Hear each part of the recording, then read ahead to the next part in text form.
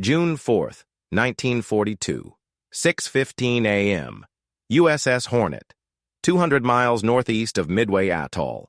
Ensign Albert Ernest climbed into the cockpit of his TBF Avenger torpedo bomber, aircraft number 8T1. Around him, 5 other Avengers prepared for launch. These were the only 6 Avengers in the entire Pacific theater. The aircraft was so new that most pilots had fewer than 20 hours in type. Ernest was 23 years old. This would be his first combat mission. In fact, this would be the Avengers' first combat mission ever. The aircraft had been rushed to the Pacific so quickly that full training had been impossible. The manual was still being written. The tactics were untested. What happened over the next 3 hours would introduce the Grumman TBF Avenger to combat in the most brutal way imaginable. 6 aircraft would attack the most powerful carrier force ever assembled. Only one would return. But that single mission would demonstrate capabilities that would make the Avenger legendary. This is the story of how an untested aircraft, flown by inexperienced pilots against overwhelming opposition, proved itself in fire and blood. How Japanese pilots encountered firepower they had never imagined from a torpedo bomber. The context was desperate. 4 months after Pearl Harbor, the United States Navy faced Japan's combined fleet at Midway Atoll. The Japanese force included 4 fleet carriers, the most experienced carrier pilots in the world, and a tactical doctrine perfected through years of training. The American defenders included 3 carriers along with aircraft based on Midway itself. The defenders were outnumbered, many pilots were inexperienced, and much of the equipment was obsolete. The TBF Avenger represented the newest American naval aircraft. Designed by Grumman to replace the inadequate TBD Devastator torpedo bomber, the Avenger was larger, faster, and far more heavily armed than any previous torpedo aircraft. The specifications seemed impressive on paper. The Avenger carried a crew of 3, pilot, turret gunner, and ventral gunner. It was powered by a Wright R2600 radial engine producing 1,700 horsepower. Maximum speed was 275 miles per hour. Range with a torpedo exceeded 1,000 miles. But the armament was what set the Avenger apart from every other torpedo bomber in the world. 1 forward-firing 50 caliber machine gun in the right wing. 1 dorsal power turret with a 50 caliber machine gun that could traverse 360 degrees. 1 ventral 30 caliber machine gun firing downward and aft. No other torpedo bomber carried such defensive firepower. Japanese torpedo bombers typically had 1 or 2 rifle caliber defensive guns. American TBD Devastators had a single 30 caliber rear gun. The Avenger's 3 guns, including 2 50 caliber weapons, represented revolutionary defensive capability. The internal weapons bay was another innovation. The torpedo was carried inside the fuselage rather than externally mounted. This reduced drag significantly and improved performance. The aircraft that arrived at Midway in late May 1942 were so new they still had factory paint. VT-8, Torpedo Squadron 8, had been split. The main squadron, flying obsolete TBD Devastators, was aboard USS Hornet. A detachment of 6 Avengers with volunteer pilots had flown directly to Midway from Hawaii. Ensign Albert Ernest led this detachment.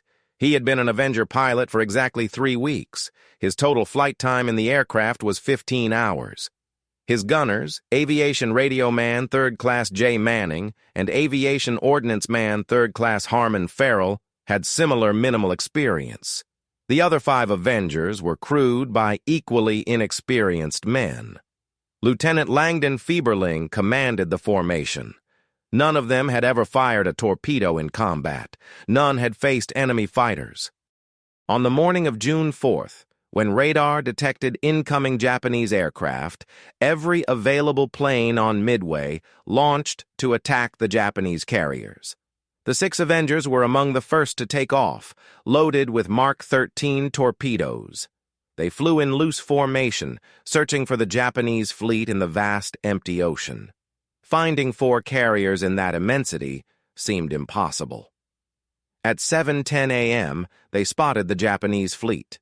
4 carriers in formation, surrounded by screening vessels, with dozens of fighters circling above. The sight was both magnificent and terrifying, and 6 American torpedo bombers, so new their crews barely knew how to operate them, were about to attack. Fieberling led the formation into their attack run. To deliver torpedoes effectively, they needed to fly low and slow, straight toward the target. This made them perfect targets for both fighters and anti-aircraft fire. Japanese fighters fell on them immediately. Mitsubishi A-6M, 0 fighters, flown by experienced pilots, swarmed the formation. The Zeros were faster, more maneuverable, and flown by men who had been training and fighting for years. The first Avenger went down within seconds, hit by multiple Zeros. Then another. The formation scattered as each aircraft tried to reach attack position while fighting off fighters. Ernest's aircraft shuddered as cannon shells struck the fuselage. He heard Manning's turret gun begin firing, the distinctive heavy sound of the .50 caliber weapon. The turret traversed smoothly, tracking targets, firing in controlled bursts. A Zero flashed past, and Ernest heard hits on his aircraft. Warning lights illuminated. The hydraulics failed. The elevator controls felt mushy, but the engine kept running and the aircraft stayed airborne. Behind him, Manning kept firing. The power turret was proving its worth. Unlike handheld guns that required the gunner to support the weapon's weight, the power turret allowed sustained, accurate fire. Manning could track targets smoothly and fire longer bursts without fatigue. Japanese pilots had never encountered this kind of defensive fire from a torpedo bomber. They were accustomed to attacking aircraft with single light machine guns. The Avenger's twin .50 caliber weapons delivered firepower that forced attacking fighters to respect the bomber's defensive capability. Ernest pressed his attack. Despite damage, despite fighters, despite the intense anti-aircraft fire, he continued toward the carrier. This was what they had trained for, however briefly. At 800 yards, he released the torpedo. The weapon dropped cleanly from the internal bay, hit the water, and began its run toward the carrier. Ernest pulled hard left, skimming the wave tops, trying to escape. Behind him, Manning's gun fell silent. Ernest called back. No response. He glanced over his shoulder. Manning slumped in the turret, hit by enemy fire. Farrell also did not respond. Ernest was alone in a damaged aircraft over the Japanese fleet, with fighters still pursuing. The controls were barely responding. The hydraulics were gone. Half his instruments were shattered, but the engine still ran. He flew at wave-top height, using the ocean's surface to limit angles of attack for pursuing fighters. The Avenger was tough. Grumman had built it to absorb punishment. The internal structure was robust. The aircraft could sustain damage that would destroy other bombers and keep flying. Zeros made repeated passes. Ernest felt impacts, heard metal tearing, but the engine kept running. The wings stayed attached. The aircraft kept flying. After what seemed like hours, but was perhaps 20 minutes, the fighters broke off. Ernest was too far from the fleet, no longer a threat. They let him go. He assessed the damage. Over 70 holes in the aircraft. Hydraulics completely failed. One gunner confirmed lost, the other unconscious and badly wounded. Elevator control minimal. Radio destroyed. Navigation instruments shattered, but the engine ran smoothly. The fuel tanks, though punctured, had not caught fire. The wings provided lift. He was flying, and the direction to Midway was roughly east. That was enough. While Ernest struggled to keep his damaged Avenger airborne, the other 5 aircraft of his formation had met different fates. Not one would return. Lieutenant Fieberling's aircraft had been hit almost immediately in the attack run. Multiple Zeros concentrated fire on the lead aircraft. The Avenger's tough construction kept it flying longer than expected, but it finally caught fire and plunged into the ocean. There were no survivors. The second Avenger managed to release its torpedo before being overwhelmed by fighters.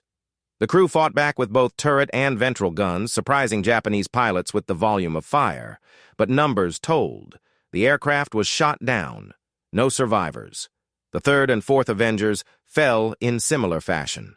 Each fought back with impressive firepower. Each forced attacking fighters to approach with more caution than they had shown against previous torpedo bombers. But each was ultimately destroyed. The fifth Avenger came closest to survival besides Ernest's aircraft. The pilot evaded repeated attacks, his gunners scoring hits on at least 2 Zeros. The aircraft absorbed tremendous damage, but kept flying. It was last seen heading east, trailing smoke, very low over the water. It never reached Midway. Only Ernest's aircraft, despite being heavily damaged, made it back. But the mission had demonstrated something crucial. The Avenger could absorb punishment that would destroy other aircraft. Its defensive armament could force even experienced Japanese pilots to respect it. While the Avenger detachment attacked the Japanese carriers, the main portion of VT-8, flying obsolete TBD Devastators from USS Hornet, launched their own attack. The result was catastrophic. Of 15 aircraft that attacked, all 15 were shot down. Only one pilot survived. Similar fates befell other torpedo squadrons attacking that morning. VT-3 from Yorktown lost 10 of 12 aircraft. VT-6 from Enterprise lost 10 of 14. The torpedo attacks at Midway were slaughters, but they served a crucial purpose. While the torpedo bombers drew Japanese fighters down to wave-top height, American dive bombers arrived overhead unopposed. In 5 minutes, 3 Japanese carriers were mortally hit. The fourth would be destroyed later that day. The sacrifice of the torpedo squadrons made the decisive dive bomber attacks possible, and among those torpedo squadrons, the 6 Avengers had performed their mission with courage and determination. Ernest flew east by dead reckoning. His compass was shattered. His radio was destroyed. Navigation was by sun position and best guess. The fuel gauge showed tanks nearly empty. The engine had been running for over 2 hours at high power. He estimated perhaps 30 minutes of fuel remaining, maybe less. Behind him, Farrell regained consciousness. He reported Manning was gone, struck during the attack. Farrell himself was wounded in multiple places, but functional. The aircraft flew on. The engine, that magnificent Wright R-2600, continued its steady thunder. Oil pressure remained in the green. The engine was keeping them alive. At 9:20 a.m., Ernest spotted land, Midway. He had found it, navigating by instinct and luck across hundreds of miles of ocean with no instruments. Then he faced a new problem. Landing without hydraulics meant no landing gear, no flaps, no brakes. He would have to belly land the Avenger on Midway's runway with minimal control. He circled once, assessing the situation. The main runway looked clear. He set up his approach, keeping speed higher than normal since he had no flaps. The engine coughed. Fuel starvation. He adjusted the mixture, coaxed a few more seconds of power. The runway grew larger. He cut the engine to save the propeller. The Avenger settled onto the runway on its belly. Metal screeched. Sparks flew. The aircraft slid for hundreds of feet, gradually slowing. It came to rest near the end of the runway, smoking but intact. Ground crews rushed to the aircraft. They pulled Ernest from the cockpit, then carefully extracted Farrell and Manning's body from the rear compartment. Ernest stood beside his aircraft, looking at the damage. Over 70 bullet and cannon holes. Hydraulic lines severed. Control cables partially cut. The turret was riddled with hits. The fuselage skin was torn in dozens of places. But the wings were intact. The engine was undamaged. The internal structure had held. The aircraft had brought him home through damage that would have destroyed a lesser design. The ground crew chief walked around the aircraft, shaking his head. "I've never seen an aircraft take this much damage and keep flying," he said. "Grumman," Ernest replied. "Grumman built her." The chief nodded. "Grumman Iron Works, that's what we'll call these birds." The nickname would stick. Throughout the Pacific Campaign, Avenger crews would refer to their aircraft as Grumman Iron Works products, built to absorb punishment and bring crews home. Later that day, Ernest filed his after-action report. He described the attack, the defensive firepower, the aircraft's toughness, and the loss of his companions. His report was forwarded up the chain of command. Naval aviation analysts studied it carefully. The Avenger had proven itself in the worst possible circumstances. Its defensive armament had impressed even Japanese pilots. Its structural strength had kept it flying through catastrophic damage. The verdict was clear. The Avenger was exactly what the Navy needed. Production would be expanded. Training would be prioritized. Tactics would be developed. Within weeks, Avengers began reaching fleet squadrons. By August, Enterprise and Saratoga embarked full squadrons of Avengers. By November, every American carrier in the Pacific operated Avengers.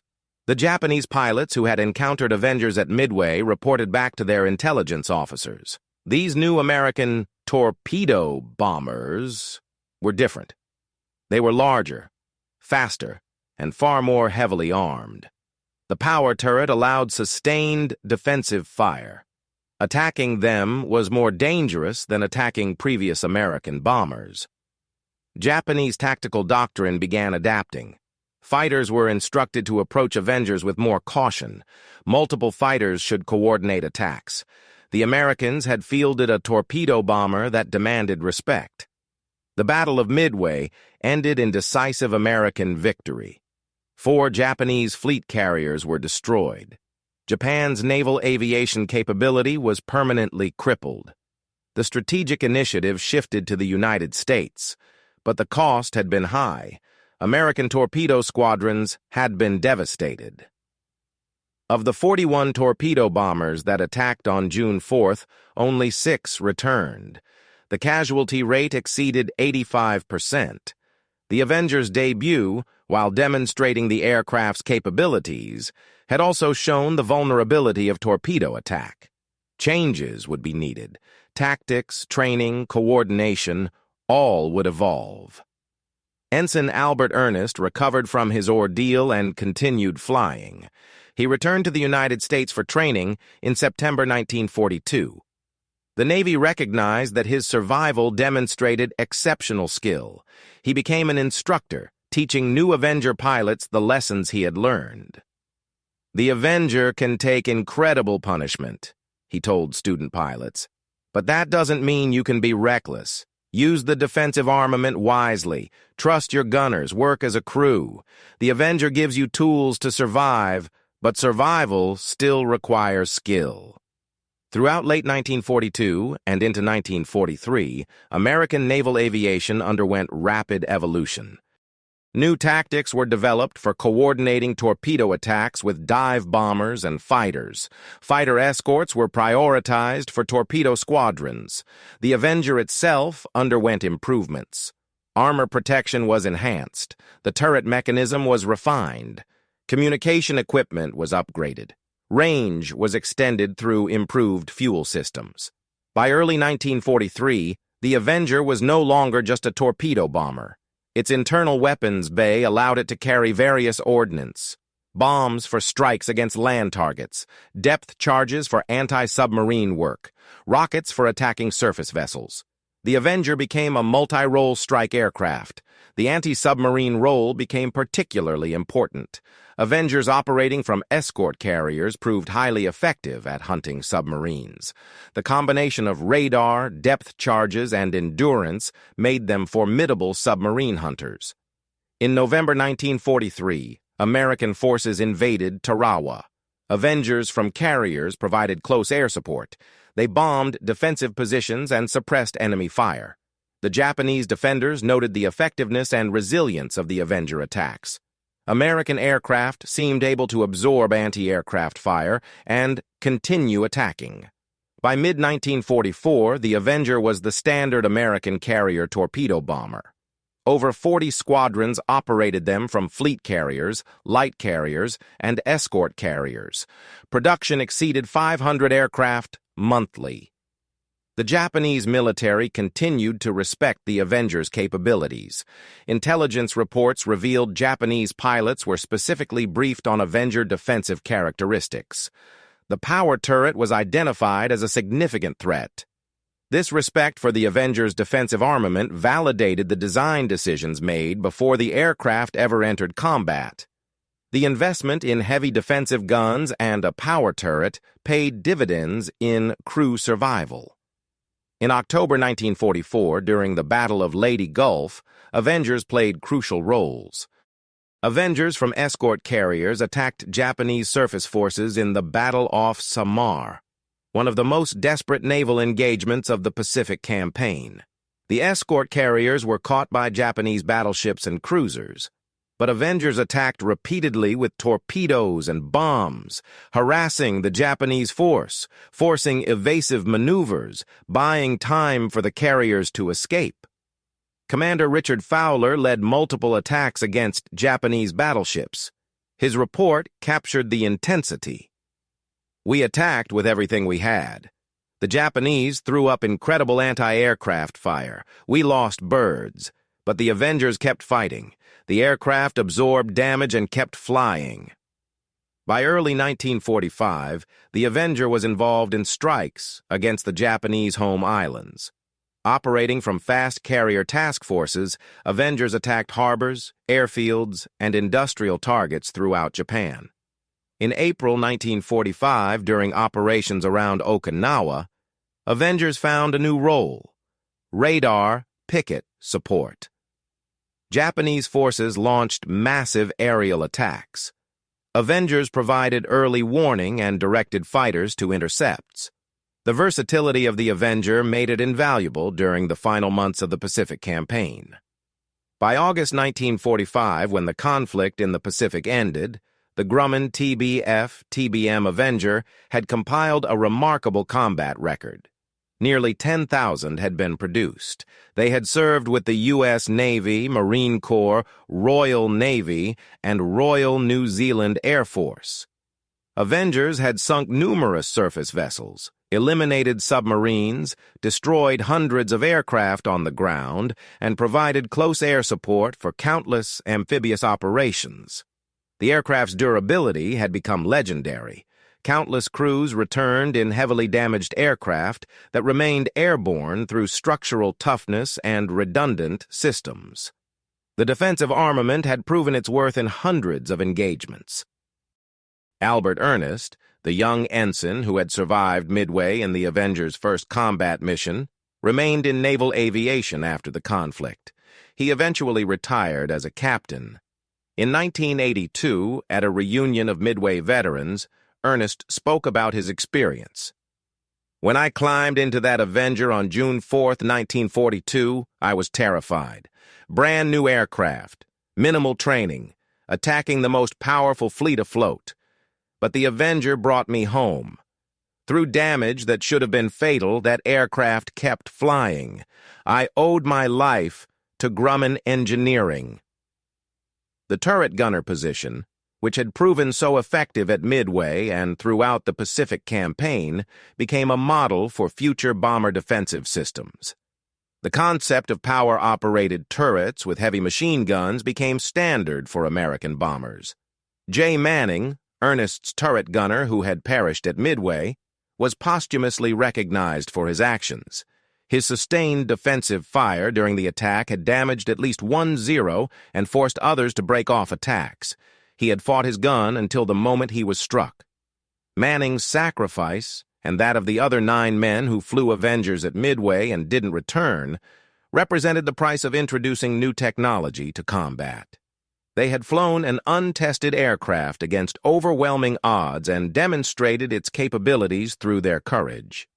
The Japanese pilots who had encountered Avengers at Midway and survived the battle later acknowledged the aircraft's impressive characteristics.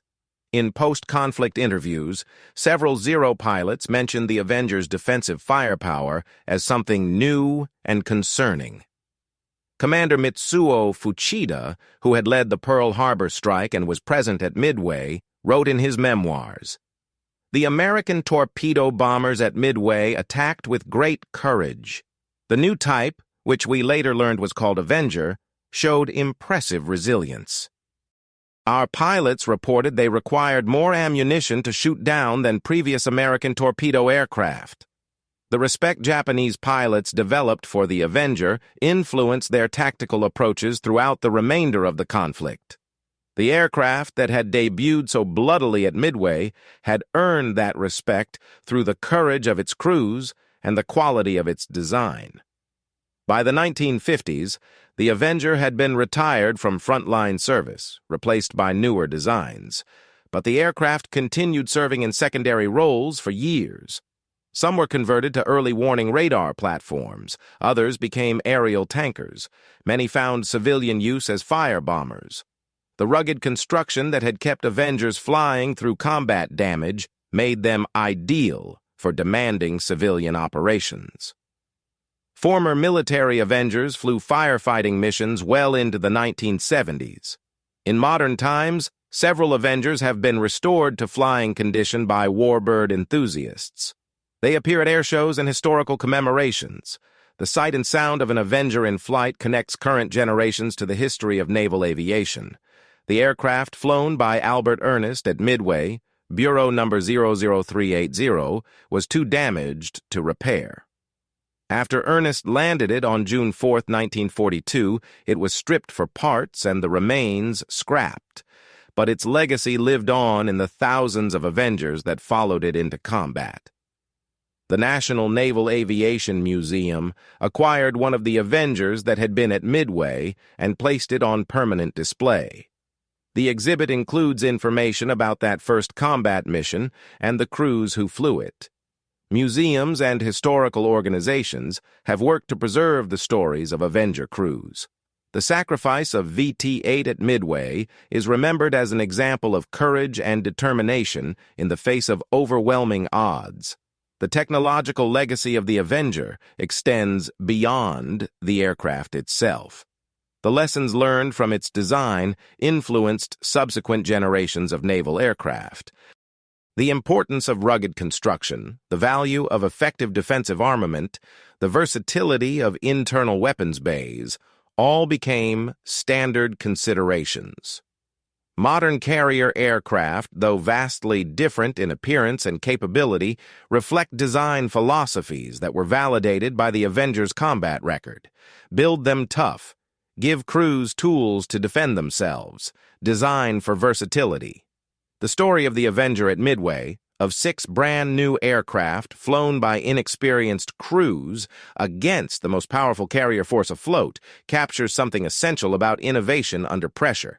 The aircraft had been rushed to combat before it was truly ready. The crews had minimal training. The tactics were improvised. Yet, they completed their mission. They demonstrated the aircraft's capabilities.